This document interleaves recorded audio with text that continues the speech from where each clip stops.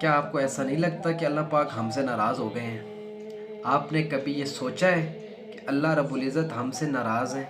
یہ جو بادل آئے ہیں، جمعے کے بعد بارش لگی ہے، یہ بارش رحمت کی بارش نہیں، یہ عذابی بارش ہے بھائی۔ تھوڑا سا سوچیں، کتنے کسان پریشان ہیں، گندم کٹ رہی ہے، گندم کٹنے کا ٹائم ہے، اور کئی آدھی کٹی ہوئی آدھی ابھی کٹنی باقی ہے، لیکن بارش ہو رہی ہے۔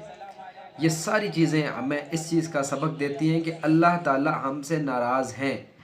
ہمیں استغفار کی کثرت کی ضرورت ہے، ہمیں استغفار کرنے کی ضرورت ہے۔ ہم استغفار کریں گے تو ہی اللہ ہم سے راضی ہوں گے، گناہوں سے معافی مانگیں گے تو ہی اللہ پاک ہم سے راضی ہوں گے۔